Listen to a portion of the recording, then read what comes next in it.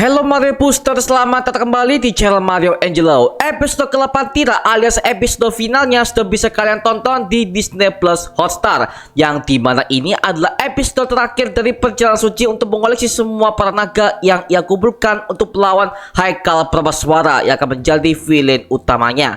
Nah, buat yang belum nonton, kita harus kasih spoiler alert terlebih dahulu buat kalian, agar kalian bisa nonton dulu episodenya. Habis itu kalian bisa kembali ke video ini untuk belajar breakdown dari kita, oke? Link nontonnya untuk gue siapkan di kolom deskripsi di bawah. Tapi sebelum itu, seperti biasa, jangan lupa tekan tombol subscribe-nya, karena kalau kalian tekan tombol subscribe dan like video sebanyak-banyaknya dan juga share video ini ke teman-teman kalian, maka gua akan jauh lebih semangat lagi buat video untuk kalian. So Mario Booster, let's break down this video.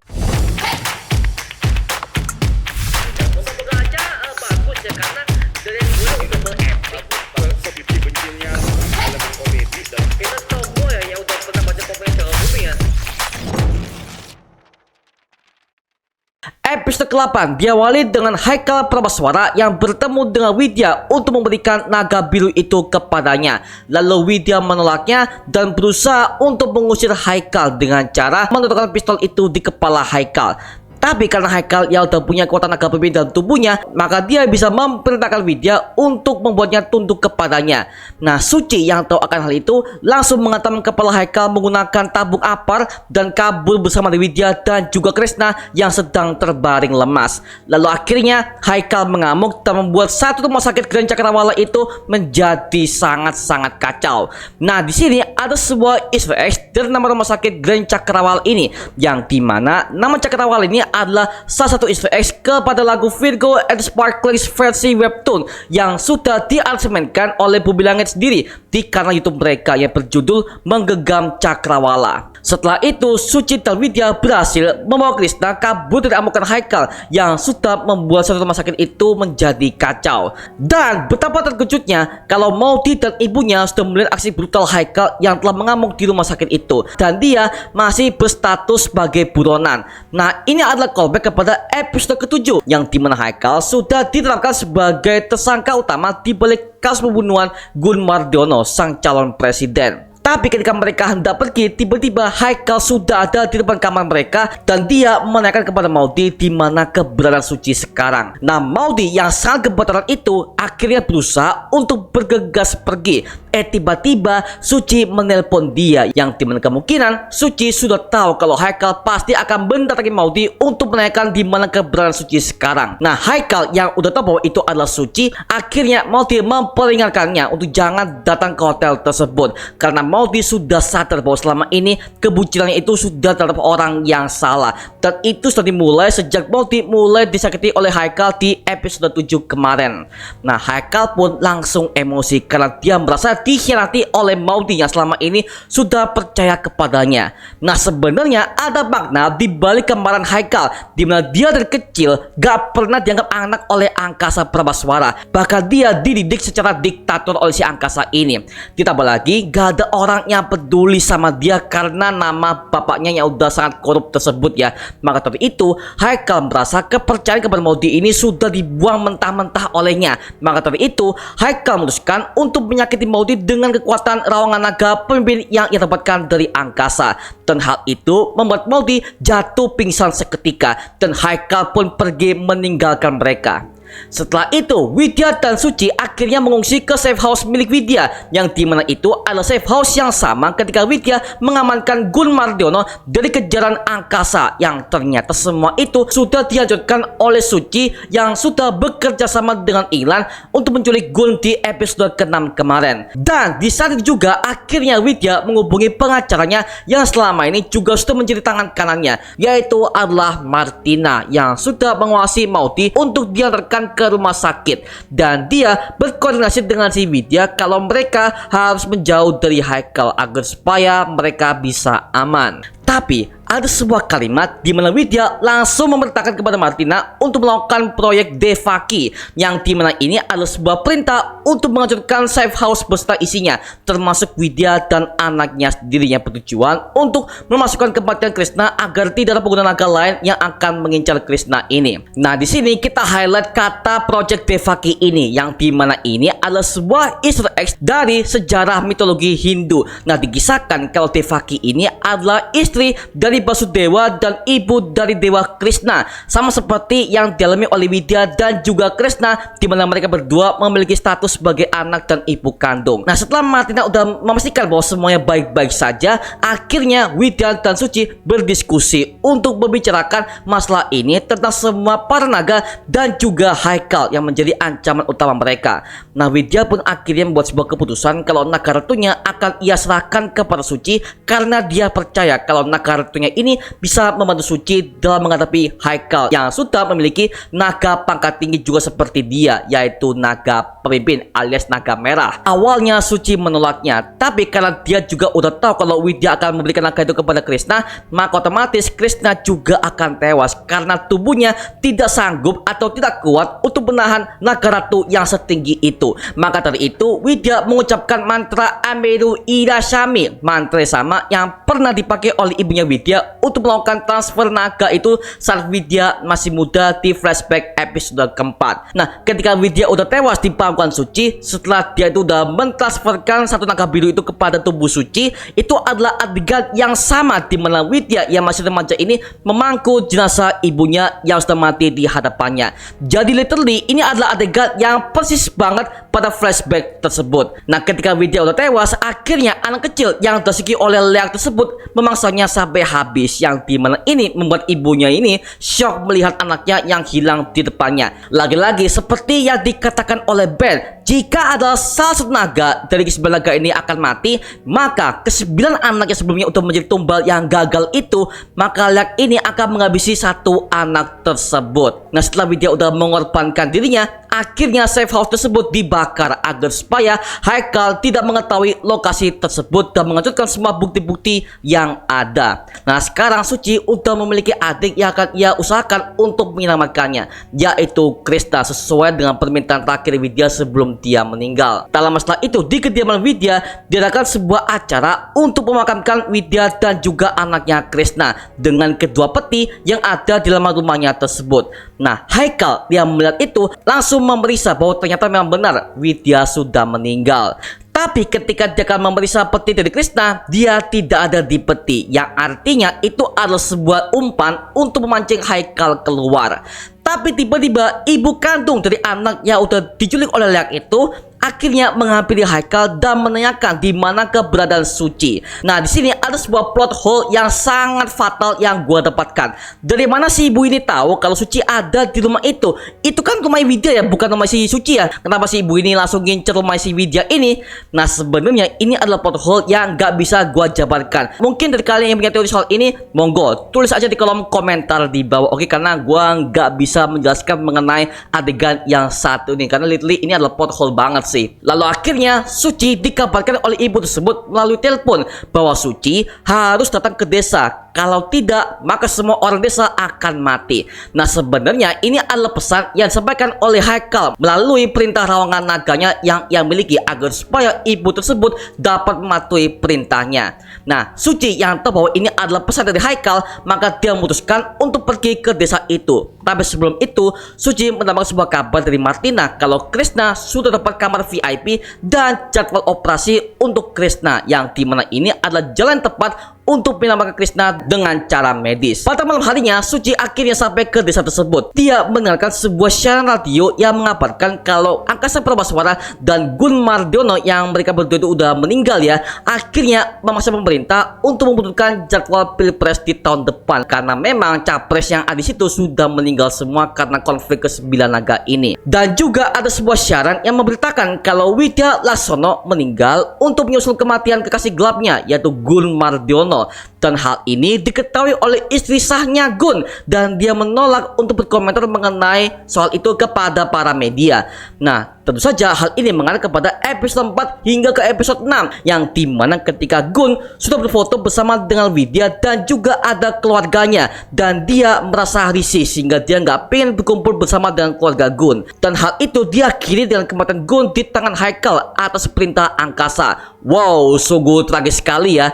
Pertarungan Suci dan Haikal akhirnya tiba dengan melibatkan semua orang kampung untuk dijadikan sandera, yang dimana Haikal menginginkan Suci untuk menyerahkan semua naga-naga yang ia miliki agar Haikal bisa menguasai semua ke-9 naga tersebut.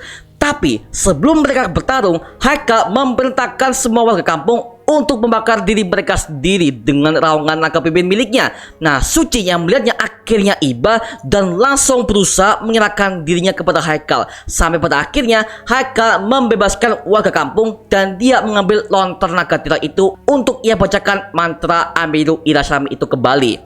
Nah, sebenarnya mantra ini sudah disipil sejak di episode ke-7, yang dimana Haikal gak sengaja membaca sebuah informasi terkait dengan ritual kedua jika ritual pertama gagal dilakukan sebelum akhirnya dia bisa menguasai kedua naga itu di dalam tubuhnya. Dan ketika Haikal membacakan mantra tersebut, Suci langsung mengingat semua tentang peristiwa yang udah ia alami sejak episode 1 hingga ke episode 8 ini, yang dimana dia selama ini sudah berjuang sebagai stand woman, dan juga dia teringat dengan kisah keluarganya, bahkan sampai ada motivasinya untuk mengumpulkan semua naga-naga selama ini yang udah ia alami sejak episode kelima. Akhirnya dengan keinginan hatinya untuk menaklukkan semua naga tira, maka semua naga-naga ini tidak keluar dari dalam tubuhnya. Nah, kemungkinan mereka nggak keluar ini karena mereka udah melihat potensi yang dimiliki oleh Suci, yang dimana dia akan menggunakan semua kekuatan naga ini untuk kebaikan. Nah, dengan Haikal yang udah merasa bahwa dia udah menang,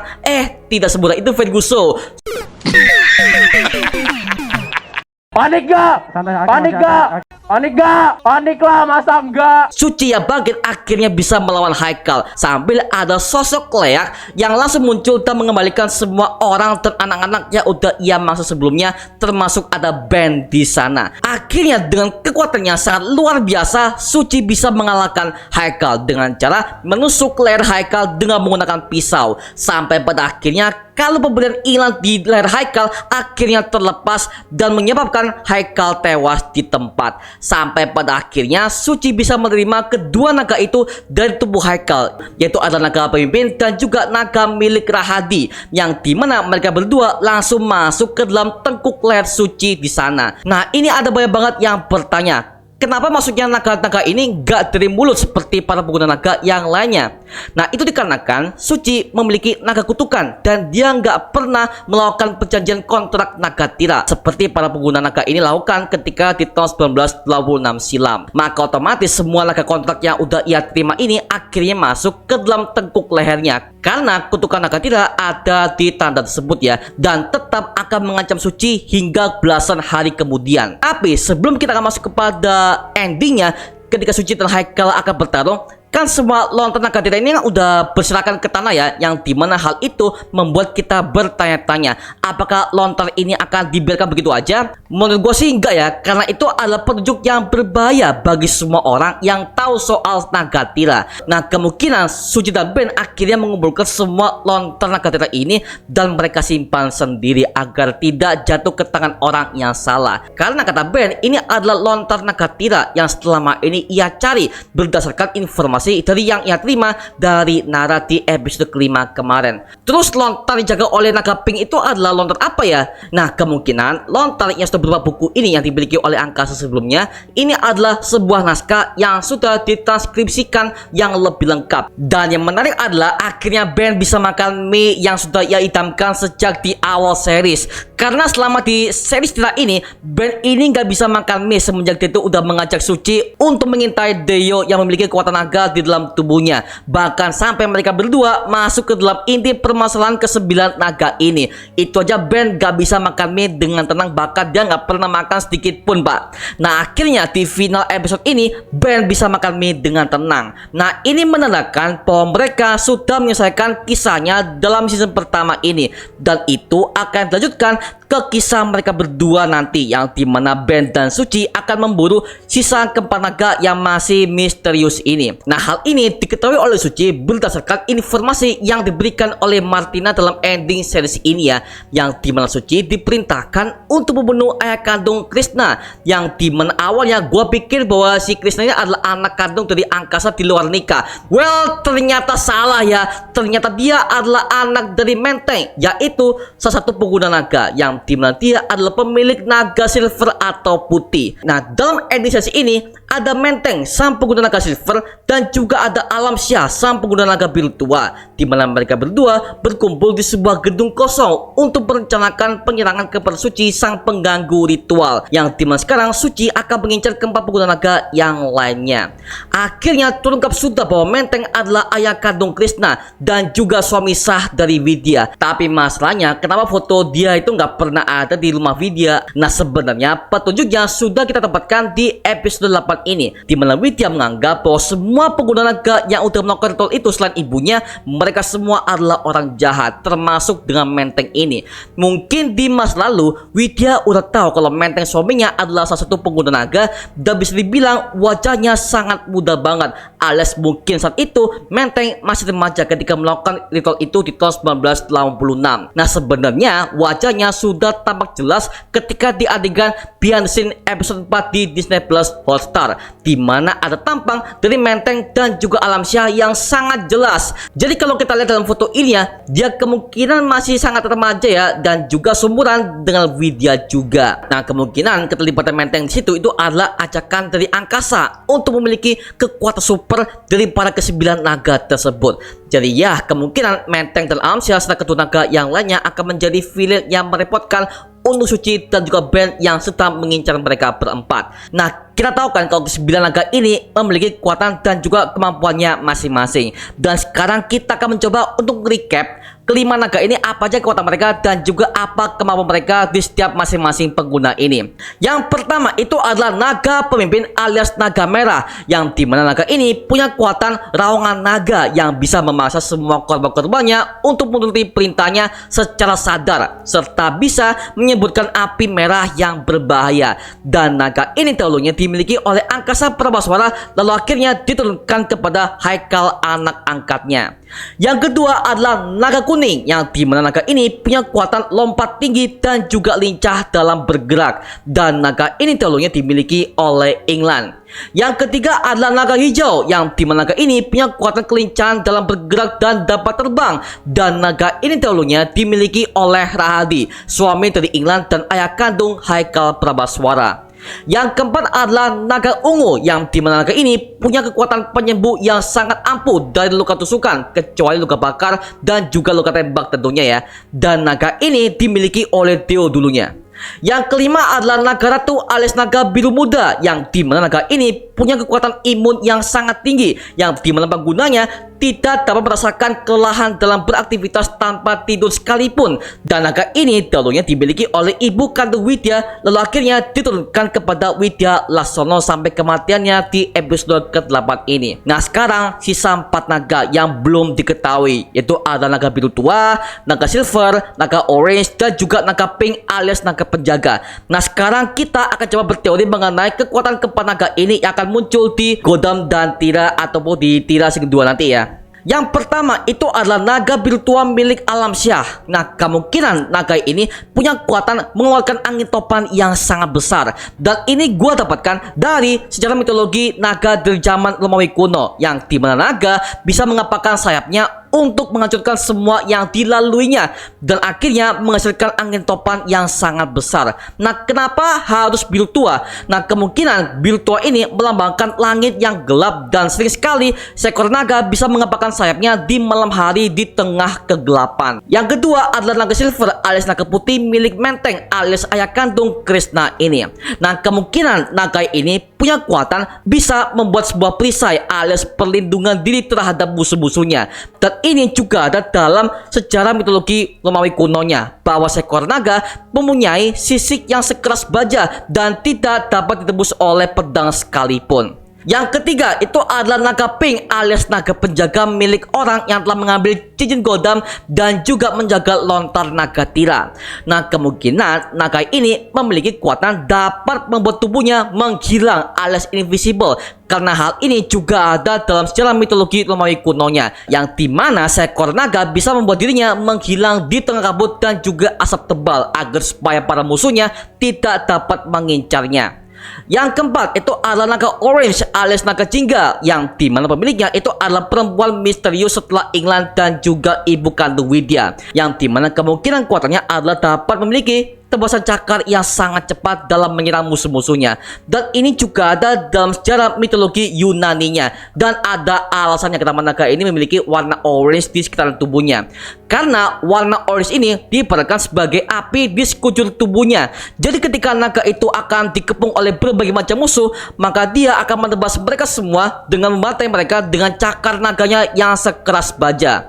Well, sekali lagi ya, itu hanya sebuah teori mengenai keempat naga ini yang kemungkinan akan terjadi dalam film Gotham dan Tira dan juga Tira season kedua. Entahlah, gua nggak tahu ini mana bener. Yang jelas, gua dapat teorinya aja dari berbagai macam referensi sejarah yang udah gua terima dan sudah gua cocokkan kepada lore cerita Tira series ini ya. Well, gimana pendapat kalian? Tulis aja di kolom komentar di bawah mengenai keempat naga ini, oke? Tapi yang pasti ya, bahwa Bang Jokan udah pernah mengungkapkan kalau ending Tira ini akan ngetis kepada project selanjutnya yang sekarang ini tampak jelas bahwa itu adalah Gotham dan Tira. Jadi kemungkinan dalam film Gotham dan Tira nanti akan ada 3 arc seperti yang udah pernah gua jelaskan sebelumnya ya, yaitu ada arc pertama yang dimana arc ini akan menjelaskan tentang Awang yang akan diceritakan dari masa lalunya hingga sekarang dia terpilih menjadi Gotham berdasarkan cincin yang ia dapatkan dari bapak kebenaran. Dan arc kedua jatuh kepada Suci alias Tira, yang dimana dia akan bekerja sama dengan Ben untuk mencari keempat pengguna naga yang lainnya. Baru di arc ketiga, Gotham dan Tira akhirnya bertemu untuk memecahkan sebuah masalah dan ancaman yang akan mereka hadapi bersama. Nah, untuk sekarang villain utamanya itu adalah Mustika Sang Kolektor bersama dengan salah satu panglima Dewi Api yang kita curigai itu adalah bocah Atlantis ataupun kelelawar hitam. Karena sampai sekarang lontar ini gak ada yang tahu siapa yang menulis lontar ini sejak awal. Nah, buat yang pengen tahu teorinya, kemarin udah gua kasih teori bersama dengan Bang Aswin dari Kata Rakyat Bumi Langit di live kemarin. Linknya ada di kolom deskripsi di bawah, oke? Kelawar hitam. Karena kalau kalian udah baca di komiknya, dia itu adalah sosok yang udah ahli banget dalam ilmu hitam, bahkan spiritual. Dan dia adalah dukun yang paling berbahaya di Pulau Jawa. Gue udah curiga ketika ada buku dari angkasa yang dimana itu ada berbagai macam semua ilmu dan tutorial bagaimana cara mereka tuh melakukan ritual kontrak 9 naga. Dan kalau kita perhatikan lebih detail, itu kan kertas dan juga tulisannya itu sangat kuno banget. Bahkan model kertas itu kayak kertas pada tahun zaman-zaman dulu banget. Gua bisa simpulkan kalau ini ditulis oleh kelelawar hitam yang mungkin di masa lalunya dia adalah orang yang udah menemukan ritual naga Tira ini sehingga dia menulis bukunya dan itu ditemukan oleh 9 naga ini. Mungkin namanya juga teori, namanya juga teori. Teori. Dan betul. Dan ini adalah apa ya? Too much information in 2 minutes. Ini 2 menit yang benar-benar.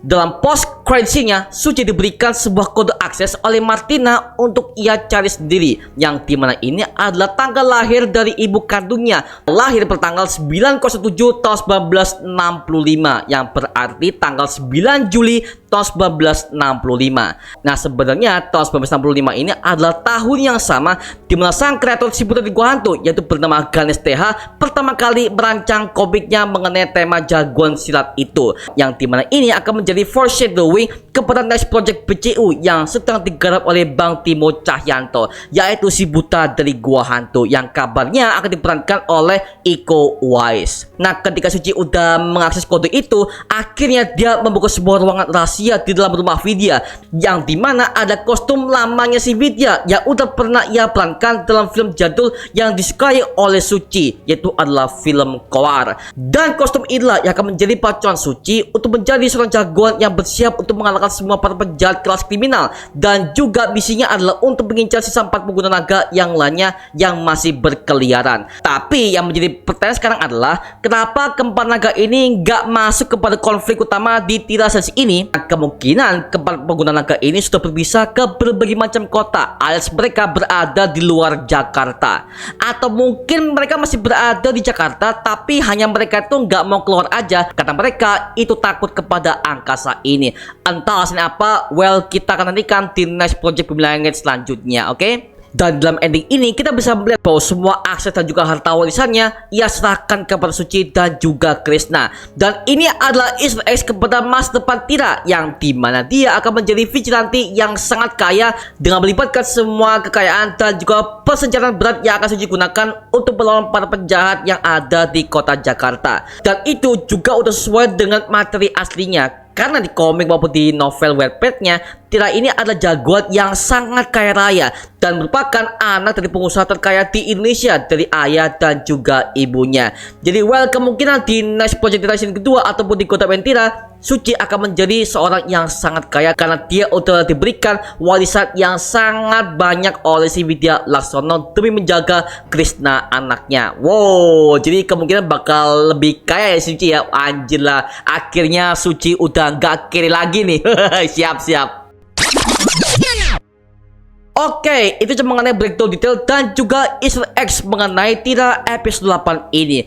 Akhirnya series ini sudah berakhir dan nanti kita akan bikinkan podcast bersama dengan para konten kreator yang lainnya, dan pasti akan ada review singkat untuk Tira dari semua episodenya. Oke, well, gua cukup puas banget dengan final episode ini. Maka dari itu gua sangat bersemangat banget untuk bikin semua konten berkaitan dengan Tira, dan juga kita akan berteori mengenai masa depan Bumi Langit selanjutnya seperti apa. Oke, sekarang gua serahkan kepada kalian. Kalau kalian menemukan detail ataupun teori lain yang gak gue sebutkan di video ini, tuliskan aja di kolom komentar di bawah dan kita bisa diskusi bareng seperti biasanya. Oke, itu aja mengenai video kali ini. Coba like, comment, dan subscribe untuk mendukung gua sama video mendidik dan menghiburkan semua, karena gua janji sebisa mungkin gua akan buat video seperti ini lagi untuk kalian. Dan jangan lupa follow semua sosial media kita di Instagram, Twitter, TikTok, bahkan Spotify kita ya. Linknya untuk gua siapkan di kolom deskripsi di bawah, karena situ kita juga update beberapa konten terbaru buat kalian. Dan kalau kalian join bersama kita di grup komunitas, langsung aja join di grup WA kita namanya Mario Busur Official. Linknya untuk gua siapkan di kolom deskripsi di bawah. Dan juga terima kasih buat kalian yang bergabung ke membership community. Nama gua Mariangelo dan sampai ketemu di video berikutnya. Adios semuanya. Woohoo!